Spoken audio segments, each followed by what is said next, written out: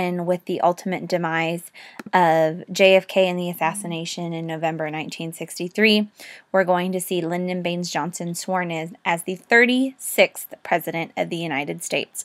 So get your notes out and let's go ahead and get this done. I'm going to try and do it in 4 parts. We'll see if I'm successful with that. And let's go ahead and take a look at the transition again from JFK's New Frontier. Will not be fully realized, of course, because of the assassination. And Lyndon Baines Johnson from Texas, 36th President of the United States, is going to try and accomplish what JFK could not. Now, President Lyndon Baines Johnson, let's go ahead and get this very first slide down. Pause it, get it down. Okay, major events under Lyndon Baines Johnson. I'm going to be really honest with you. Johnson is going to be possibly one of the most successful presidents domestically that we have ever had. But one thing that is absolutely positively known for sure is that Lyndon Baines Johnson's successes will be far outweighed by the doom that will become the Vietnam War. Major events you have, the Civil Rights Movement. There are 2 things in particular you need to make sure you know. He is going to pass the Civil Rights Act of 1964, the crowning achievement of the Civil Rights Movement. He is also going to pass the Voting Rights Act of 1965, massively important. He is going to create what we call a war not only on Vietnam, but also a war on poverty. He takes JFK's New Frontier and evolves it into what he will call a great society. We're going to talk a lot about it.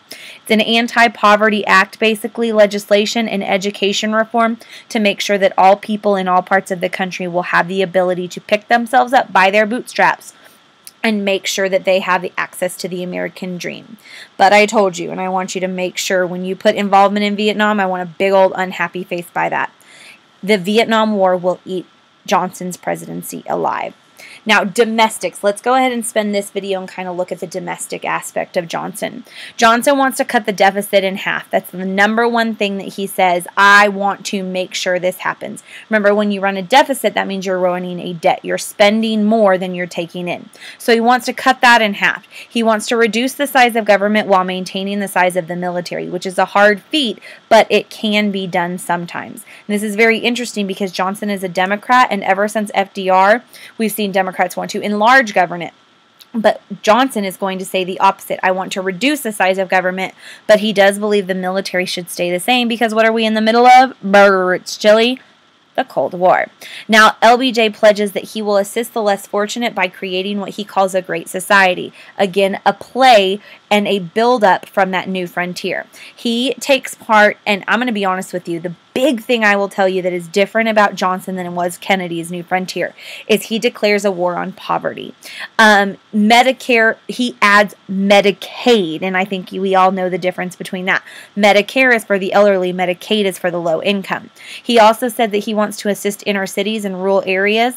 I'm going to tell you a story. In fact, this would be a great quiz question. Maybe hint, hint. Johnson got his start in Texas, South Texas. He was a school teacher in a largely Hispanic area, and he saw how unbelievably much the cycle of poverty affected those Hispanic kids in South Texas that did not know the language, that did not have opportunities for education. So when he becomes a senator from Texas and then becomes vice president and ultimately becomes president after JFK is assassinated, he swears on everything that he will pledge his presidency domestically to helping those people achieve the ability of equality when it comes to education so that they might once have an opportunity to get out of that cycle of poverty. That's why he says we need to create a great society, one where everyone is equal. Not only socially, but economically having those opportunities as well. So he wants to assist the inner cities and the rural areas, the real rural areas. I mean like back country, okay? Like backcountry areas. He wants unemployment assistance and job creation programs. He wants education assistance. He wants to stimulate the economy. He wants to modernize schools, libraries, hospitals, and nursing homes. He wants to create a great society. And when you think great society, you think one where people get help. They help each other. They take care of each other. That social security, that you don't leave grandma and grandpa out on the corner. But you also don't look at somebody and say, hey, you're poor. That sucks to be you. He literally says we need to create a great society. And these remarks come actually, pause this, get this one down. This one's a pretty interesting one here because it tells you the 3 places he wants to build it. So pause it, get it down. he pledges, and it's in May of 1964, kind of the very first summer he is president. He goes to actually the University of Michigan and issues a challenge to these kids. And we're going to actually read this speech in class. It's a very good speech.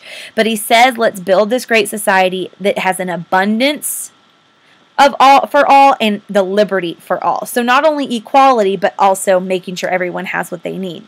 He said there are 3 places to build this great society. Number them. First, in our cities.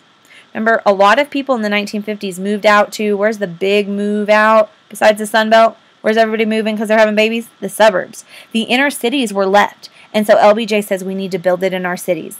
We need to build it in our countryside or our extreme rural areas, like the places where he was educating those lower income Hispanic kids that had basically been left out to dry. And the last place he wants to create the Great Society, and this is the part that I love, in our classrooms. He says we have to make sure that education is available for all. Now, the war on poverty is going to be his big one. So go ahead and pause this and get it down. This is huge. Okay, the first thing, war on poverty. I want you to circle how many programs right here. Circle it, big old massive. 40 programs that were intended to eliminate poverty. Now, this sounds a lot like FDR's first 100 days. LBJ walks into the office and he says, let's get this done. He wants to improve living conditions, kind of out of the Truman's fairy tale, improve housing, enabling people to lift themselves out of the cycle of poverty. He passes something called housing and urban development. I think I got a little arrow out beside that. Housing and urban development, put HUD. Have you ever heard of HUD? That's basically going to be the Federal Housing Administration of the 1960s, making sure everyone has equal opportunity to housing. Department of Housing and Urban Development. Now, that's going to be another thing that's going to be looking at urban development, urban meaning city.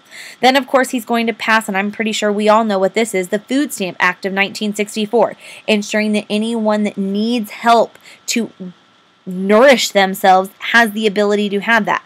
We have food stamps now. We have WIC. We have, all of this stuff that is helping our extreme poor have access to what they need. And the last one that he does, oh, this one's interesting. Urban mass transportation. Remember, what's the word urban? Urban means city. Mass transportation. Why would, if I'm poor, need the ability to get to transportation in a city? Because I need to get to a job. If I don't have transportation, then I'm going to be unemployed sitting here doing nothing. Johnson specifically says we need to make sure that everyone has equal opportunity to have employment. Urban mass transportation, urban development, housing, that's all things that need to happen. Now, the next thing I have here for you is I really kind of want to show you what poverty in America looks like. Pay real close attention to this. You might see this on a quiz. 1962 to 1974. Obviously, 1962, this is going to be JFK time, but once you notice 1964 is really when Johnson starts taking over, you'll notice right here, non-white percentage of population in poverty, you notice that it starts dropping. And even the white population of poverty kind of goes down. It's obviously more slanted towards colored Americans, though. But I'll be honest with you, how you change the cycle of poverty, and this is really important for you guys to understand. If you don't listen to anything I say all year long, please hear me when I say this. If you want to get out of poverty, go to school. Listen in school. You don't like that you don't have enough money to do what you want to do? Get a degree. Change it. Improving education is the #1 thing you can do to change your life and end the cycle of poverty. And studies show that we do what our parents do, and our parents did what their parents did, okay? There is a cycle when it comes to generations. I went to college because my parents went to college. My parents went to college because their parents went to college. It's what we did. But imagine being in a family where nobody goes to college or nobody even graduates from high school. You think that that's what is supposed to happen. It's not what's supposed to happen. So if you try to end the cycle of poverty, the #1 thing we have to do is educate people. Education, 60 separate bills. I want you to circle that. 60 separate bills that provide for a new, better equipped classroom. Okay, They are going to have better classrooms. Minority scholarships. I want you to underline that, minority scholarships right here. Low interest student loans. Literally, we're talking about ACE here. Are we clear? We have the Higher Education Act that's passed in 1965. You have this one is my favorite. Star it. The National School Lunch Act of 1968. And of course, the founding of something I bet you've heard of, Head Start, a program literally for low-income kids to get a head start to go to basically pre-K, because you have to think about it. If you're in a poverty-stricken place, okay, if your parents don't have jobs, or if you've got a single mom who's busting her booty to get everything done but still can't pay for a lot of stuff, you think about it, your mom's probably going to be working at night and she can't read you a story to go to bed. So you haven't been read to when you go to class in the morning. Your mom's probably going to have you at a family member's house. So when your mom would have, the suburban mom is probably teaching her kids colors, shapes, letters, etc. The low income inner city kid, they don't have any knowledge. And it's not that they aren't smart, it's that they don't have the ability to learn it if there's nobody there to teach them that. And then imagine being a low-income kid and you go to school and you're hungry. And I don't mean hungry like, oh man, I could use a burger right now. I mean like your stomach is growling, guys. Do you give a crap what I say about Washington's farewell address and isolationism? No, you're going to think, man, I need some food. So the National School Lunch Act, it's supposed to feed kids. Head Start, it's supposed to give low-income kids abilities to learn stuff so that when they start pre-K or when they start kindergarten, they're on an equal playing field with those suburban kids, okay?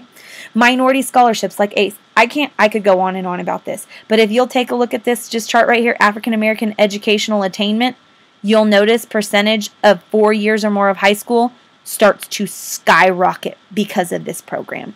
That is my favorite one. Now, healthcare, I already kind of started talking about it, so it can be done real quick. Medicare, and then LBJ, remember, he doesn't just care about just the elderly. He says, I want to help those low income. So that's where we get Medicaid. Guaranteed health insurance, basically, to every American over 65 was Medicare, and low-income families, that's Medicaid. Eventually passed during LBJ's administration. It was basically going to be JFK's baby, but LBJ is the one who gets it through, and remember, he adds it as an amendment to Social Security. You need to know that, okay? Medicare and Medicaid. Last part of a great society, you can't just feed my mouth, you have to feed my brain. So education in the arts and the environment in the arts. Pause this one, get it down. This one's important.